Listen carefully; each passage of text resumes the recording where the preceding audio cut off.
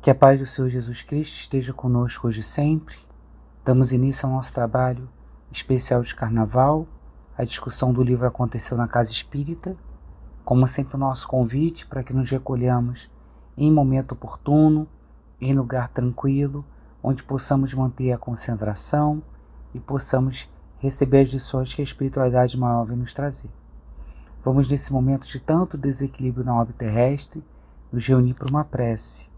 Então vamos elevar o nosso pensamento a Deus, nosso Pai maior, através da nossa imagem e do nosso irmão Jesus, e dizer assim: amado Pai, Senhor de todos e todas as coisas, pastor de nossas almas, viemos primeiramente, Pai, te agradecer por todas as bênçãos, por todas as oportunidades que você nos concede, o lar, a família, a saúde, o alimento material e o espiritual que iremos receber, todas as bênçãos e oportunidades que sabemos que tudo é prova do teu amor, é sinal da tua misericórdia. Mas além de te agradecer, Pai, nós te pedimos que ore pelos nossos irmãos desencarnados, que estão nesse período do Carnaval em desequilíbrio, aos nossos irmãos encarnados, que estão sintonizando com esses irmãos. Ampare cada um deles nesse momento, para que eles possam lembrar da tua presença, para que eles possam sentir você conosco, para que eles possam ver a importância do equilíbrio, a importância da fé, a importância da resignação na nossa jornada. Ampara todos aqueles que estejam em perigo nesse momento do Carnaval, todos aqueles que estejam em dificuldades, em conflitos morais, todos aqueles que estejam vivenciando qualquer tipo de problema, qualquer tipo de influenciação. Que a tua equipe, a equipe de Bezerra de Menezes, de todos esses benfeitores espirituais que trabalham assiduamente durante esse período de Carnaval, possa amparar cada um deles. Ampara também, Pai, os nossos amores, para que nesse período sejam envolvidos pelo teu amor, pela tua luz, que eles possam conservar o equilíbrio, conservar a paz, para evitar esse tipo de ataque da espiritualidade inferior. Ampara nós mesmos para que possamos ser elementos de equilíbrio durante esse período, possamos também, aonde nós estivermos, mantermos a nossa paz, mantermos a nossa harmonia, sendo o elemento de luz, o elemento de pacificação e, acima de tudo, nos conservando nessa paz e nesse equilíbrio, através da prece, através da meditação, através da vigilância dos nossos pensamentos. Permita que nós possamos iniciar os trabalhos de hoje e que possamos, com a ajuda dessa espiritualidade maior, estarmos sintonizados para aprender as lições relativas à obra. Assim seja, damos graças a Ti. Então vamos começar estudando o livro Aconteceu na Casa Espírita, que é um livro psicografado pelo médium Emanuel Cristiano, médium paulista, que psicografa desde os anos 93 do século anterior, cuja mediunidade dele ainda se manifestou na infância e ele começou a educação durante a sua adolescência. O espírito que psicografa a obra, o autor espiritual, é a Nora. Ela se apresenta como uma das primeiras cristãs, tanto que ela tem na sua palma o símbolo do martírio, e o livro vai trabalhar a questão do processo de atuação obsessiva dos desencarnados sobre os trabalhadores e frequentadores da casa, e vai tentar mostrar um pouco da ação dos benfeitores. Nós já fizemos o estudo anterior, que está aqui no canal, da obra Nas Fronteiras da Loucura, que mostra de fato no Carnaval como o processo obsessivo se desenrola, e agora nós continuamos olhando como o processo obsessivo também acontece dentro da casa espírita, dentro da casa religiosa. E aí, inicialmente, o trabalho vai chamar a atenção sobre a questão dos templos, vai mostrando que as sociedades primitivas já desenvolviam algum tipo de adoração às divindades, ainda que as divindades fossem identificadas com elementos da natureza, ou que fossem identificados com os próprios animais da natureza, como nós vemos entre os egípcios. Mas como consta lá no Livro dos Espíritos, o homem, em todos os tempos, em todos os lugares, sempre acreditou na existência de uma divindade, ou sempre acreditou na existência de uma força maior. E aí, se inicialmente havia um culto de adoração a esses deuses, depois começaram a entender que deveria haver um lugar reservado para isso. Então as próprias sociedades antigas já traziam os templos.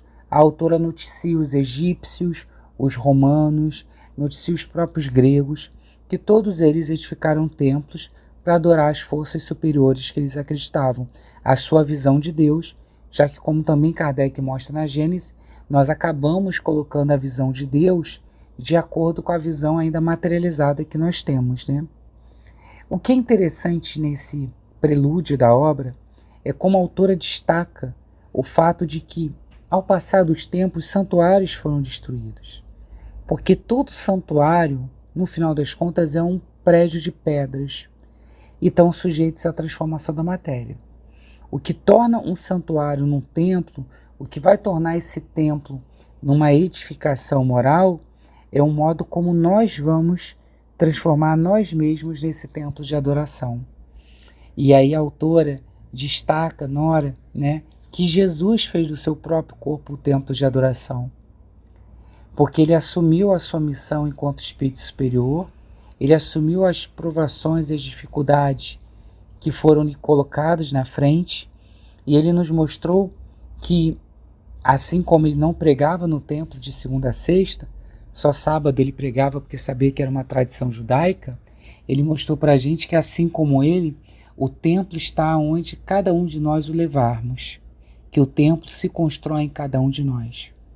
Então é importante sim existir templos de adoração, é importante sim todos nós que somos cristãos nos unirmos contra o nosso verdadeiro inimigo, que é o materialismo, que é esse materialismo que faz com que o homem egoísta e orgulhoso faça tão mal aos outros ainda, que não entenda a verdadeira dimensão da vida, que não entenda a realidade espiritual, seja de qual visão cristã exista, e que acaba não exercendo a fraternidade, o amor, a caridade, toda a ética cristã. Então os templos são importantes.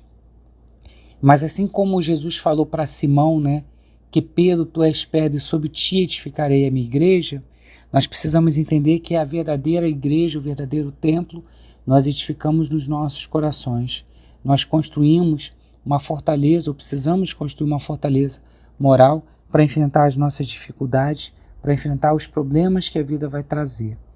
Então, ela destaca que na atualidade surgem muitos núcleos espíritas, né?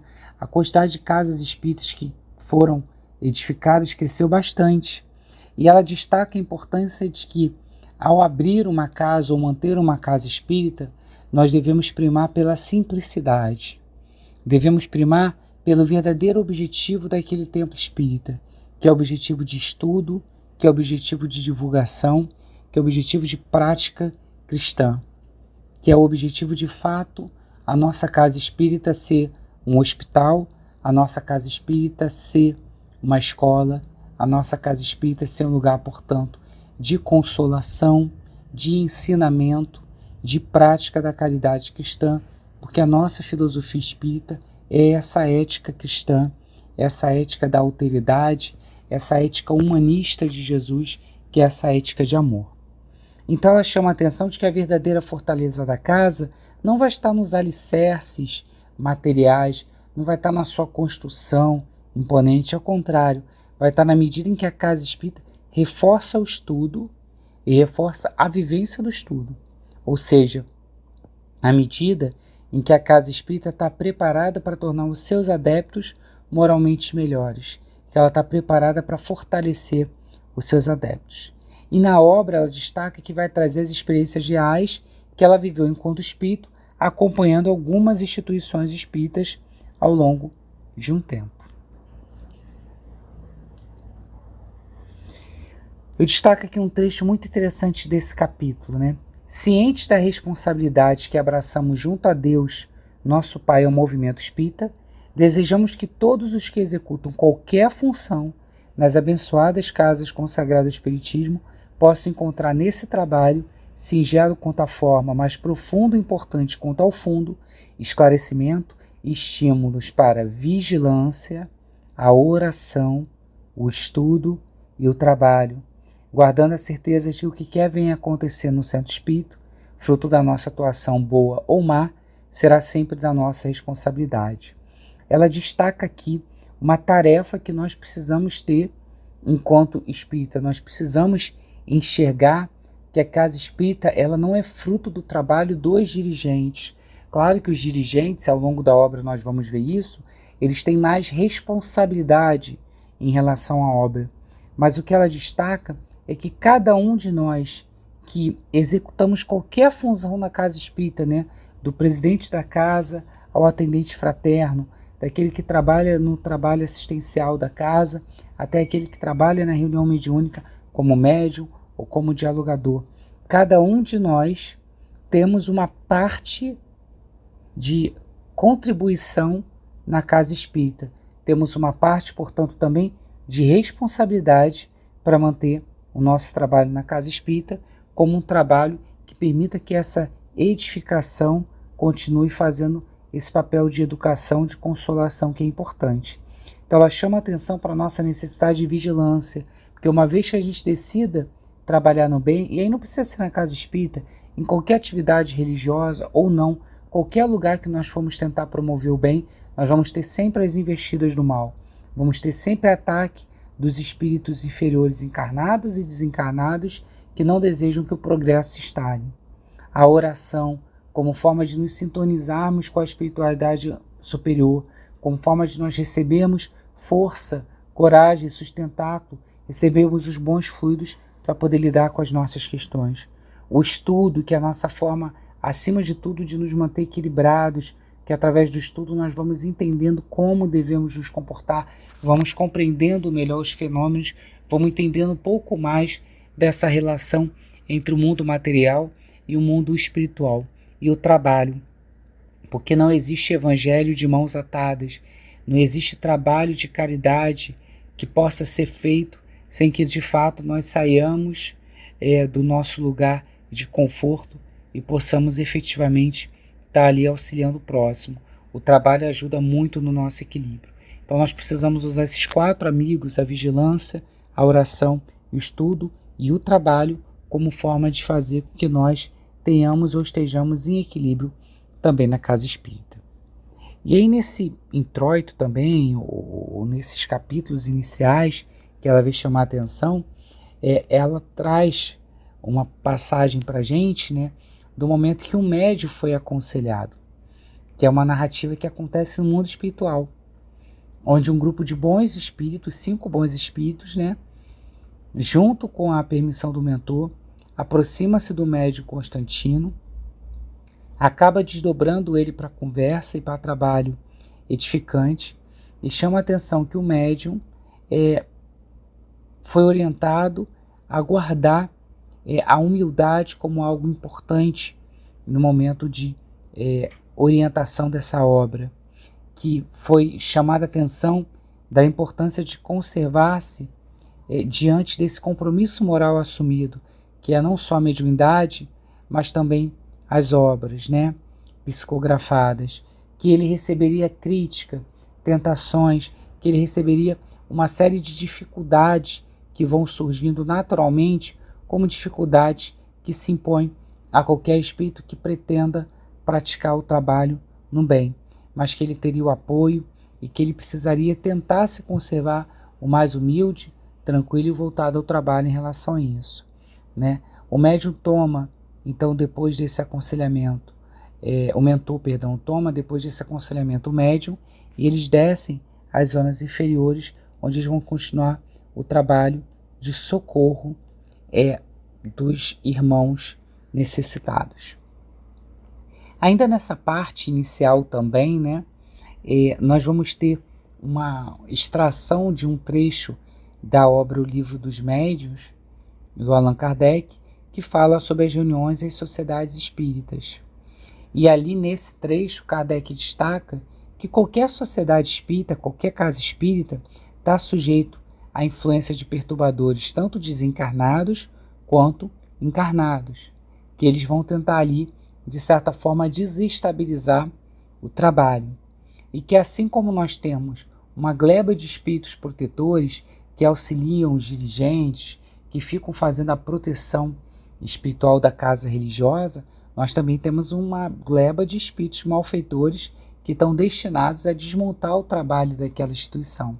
Porque se é uma instituição que consola, se é uma instituição que auxilia, se é uma instituição cuja constituição dela é para fazer o bem, a tendência é essa espiritualidade inferior, quando sentir que está atrapalhando os seus trabalhos em relação aos seus obsediados, seja os próprios trabalhadores ou os frequentadores da casa espírita, eles fazerem investidas em relação a essa instituição, em relação a essa sociedade espírita. E ele chama a atenção para uma advertência.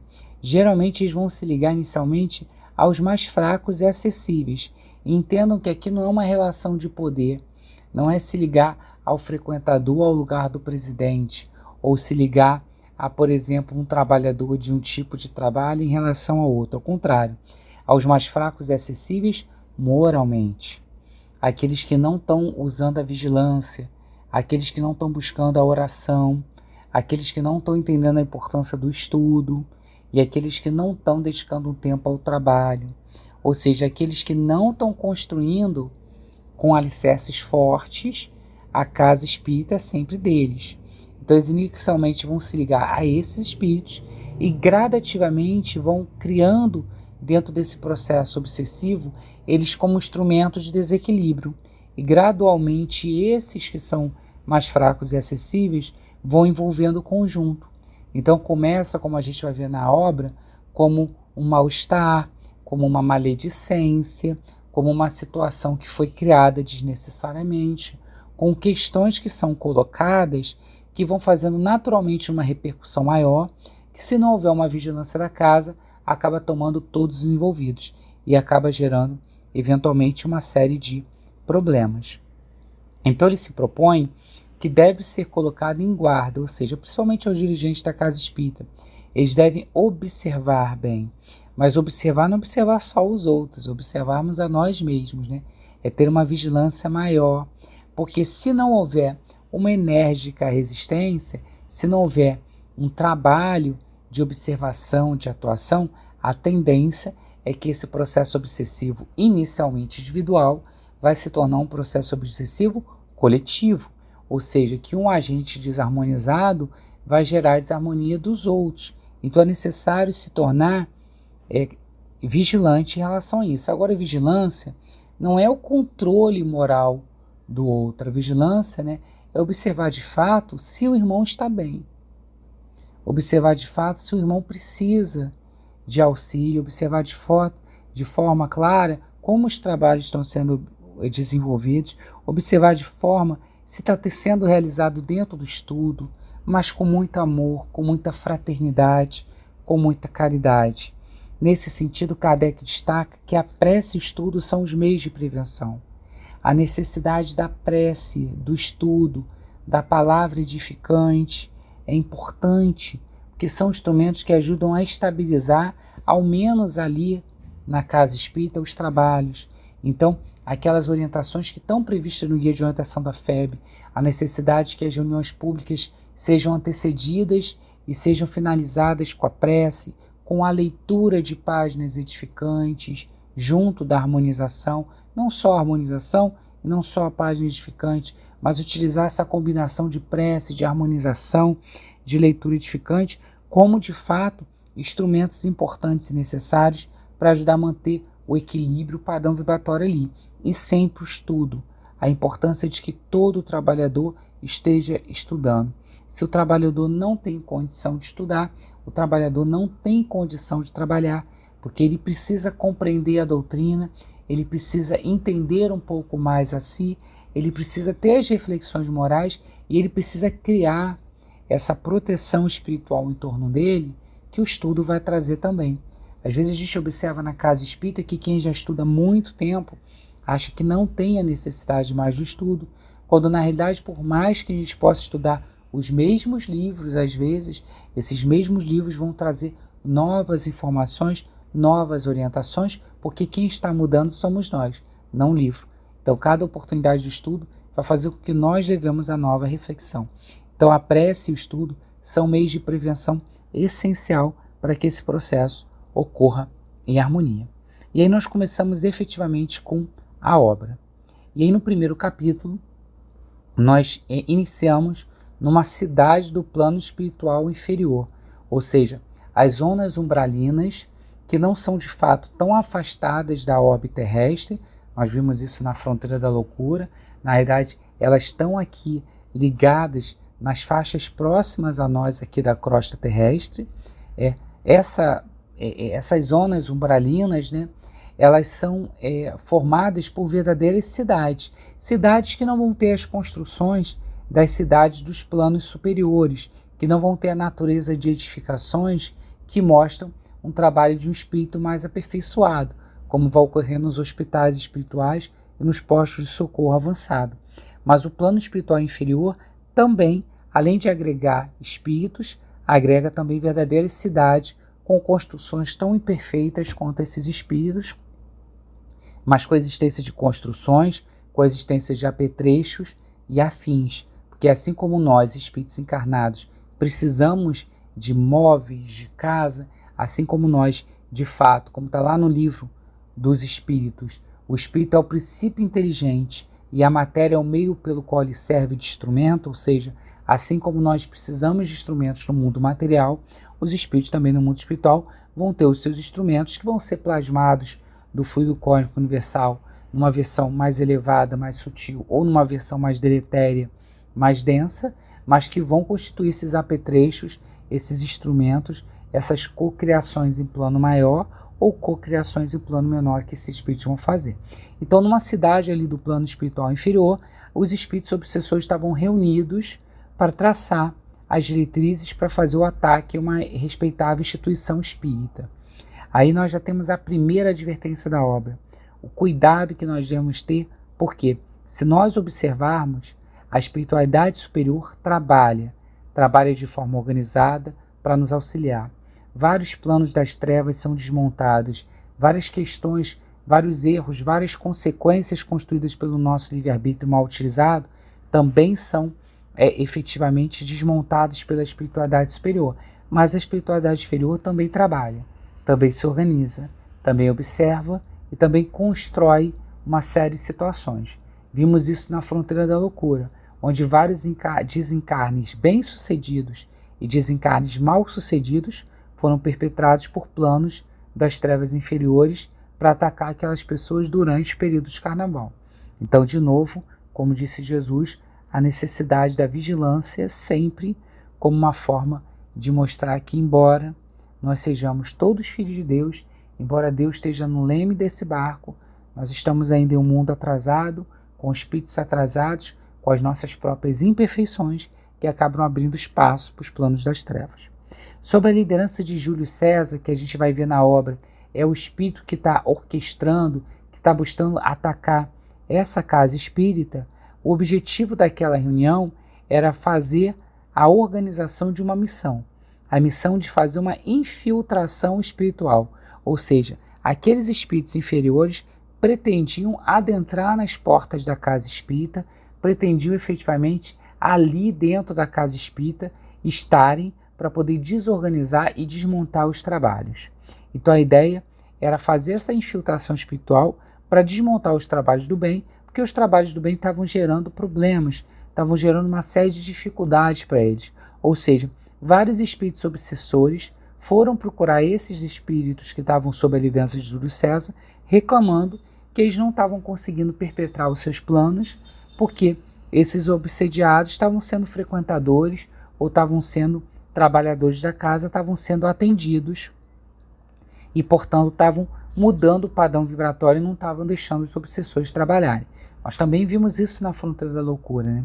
Raramente o obsessor ele vai trabalhar isoladamente.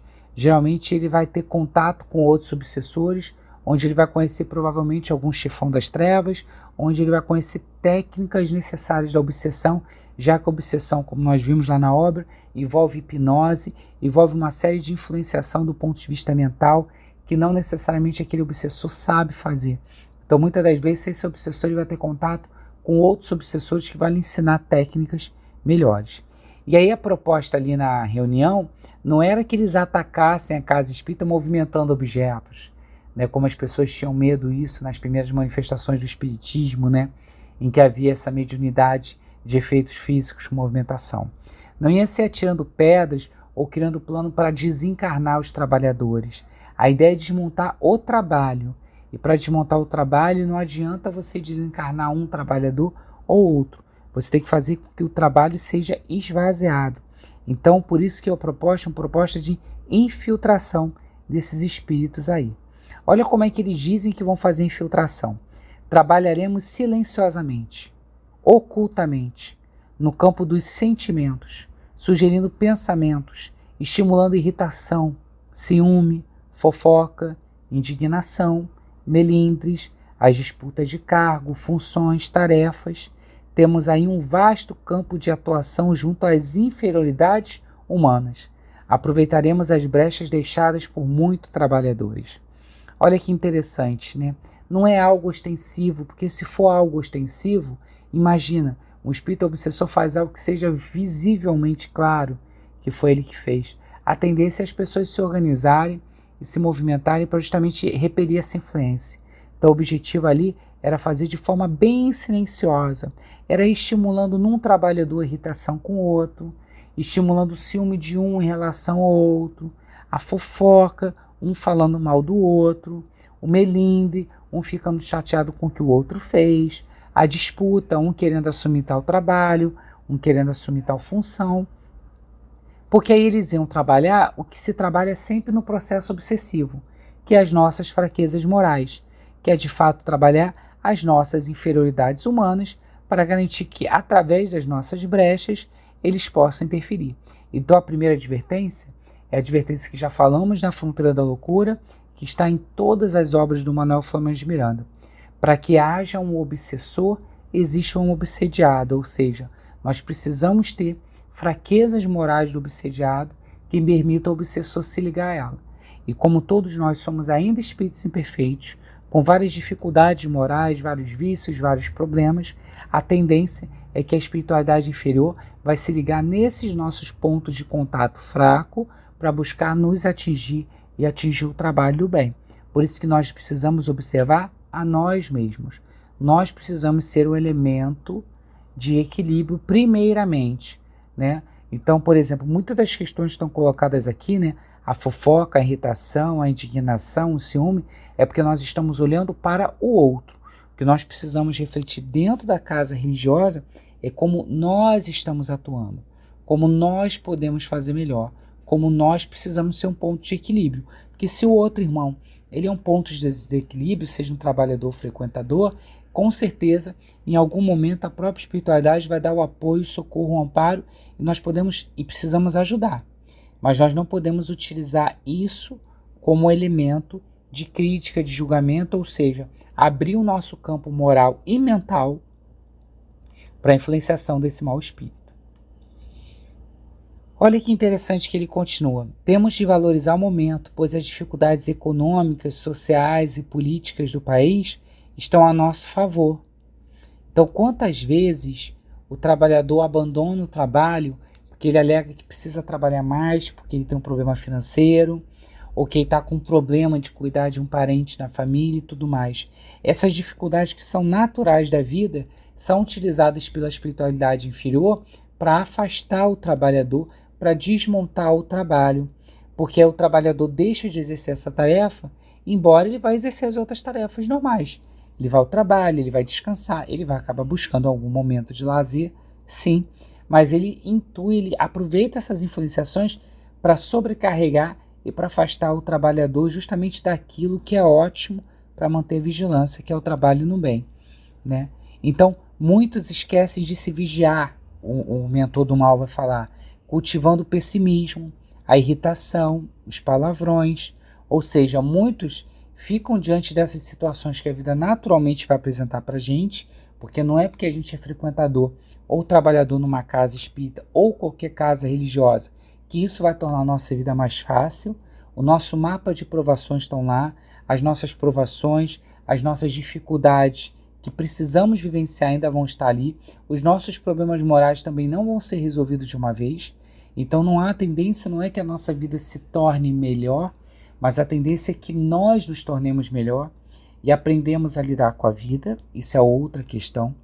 Então muitas das vezes aproveita essas situações para justamente cultivar o desânimo, o pessimismo, para justamente fazer com que a pessoa se afaste da casa espírita, porque a casa espírita é uma casa onde ela vai estar recebendo ali o tratamento espiritual, o socorro espiritual, né, o consolo espiritual, e onde ela vai estar recebendo ali o estudo, a edificação necessária para ela transformar moralmente e virar a chave e não permitir esse processo obsessivo.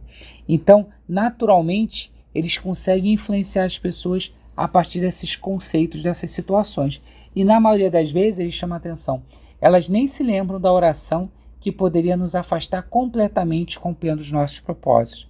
Olha o puxão de orelha que sem querer o mentor das trevas dá pra gente, né?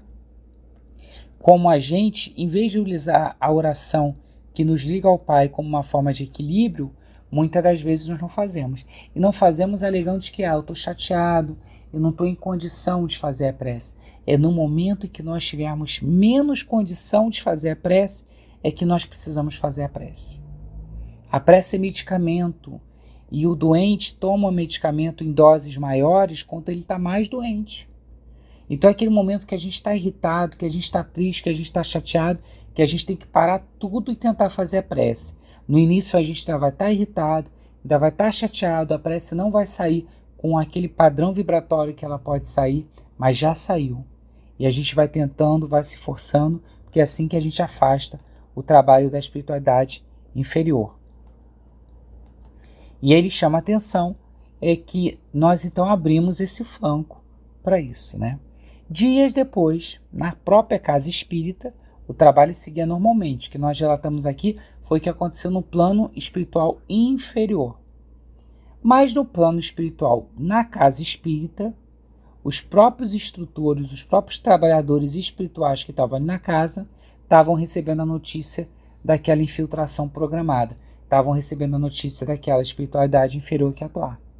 Como eles tinham socorrido um espírito desequilibrado que trabalhava com aqueles obsessores, aquele espírito narrou todos os planos de Júlio César.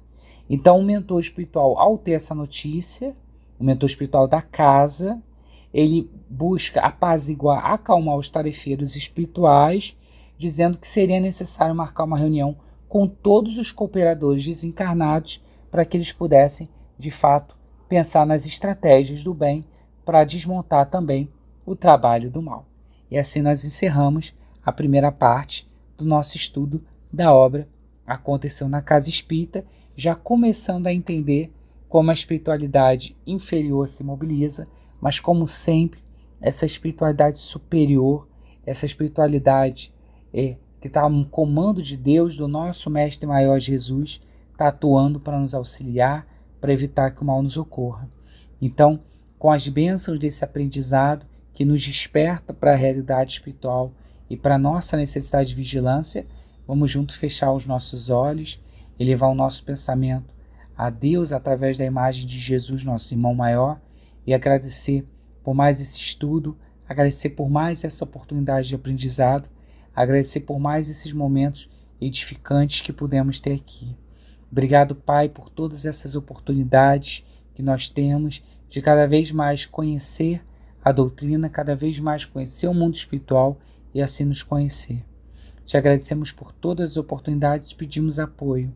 Nos ajuda nessa jornada de equilíbrio, nessa jornada de vigilância. Nos dai força para que conservemos a fé, a esperança, a resignação sempre. Nos ajuda nas nossas dificuldades, nas nossas provações, nas nossas expiações, nos nossos tormentos voluntários, a que possamos ter força, mas em Tua misericórdia e Teu amor sempre amenize, Pai, aquilo que não precisamos passar, fruto da nossa invigilância ou fruto da investida do mal. Nos ampara, nos auxilia, esteja conosco hoje e sempre. Nos períodos de carnaval, incluindo este que a aula está sendo gravada, ampare e auxilie os nossos irmãos, mostrar a importância da fraternidade, a importância da busca da festividade de forma pacífica, equilibrada e pautada sempre nos valores morais acima dos valores materiais. Ampara os desencarnados e encarnados que estão em sofrimento nesse período. Auxilia essa equipe de benfeitores espirituais que trabalham nos hospitais espirituais, no posto de socorro avançado. Ampara os mentores, os espíritos familiares que estão com essas pessoas e permita que esse período de carnaval passe sempre sob o teu comando, o comando dos teus bons espíritos, sempre harmonia e tranquilidade, amparando os que precisarem. Assim seja, e damos graças a ti.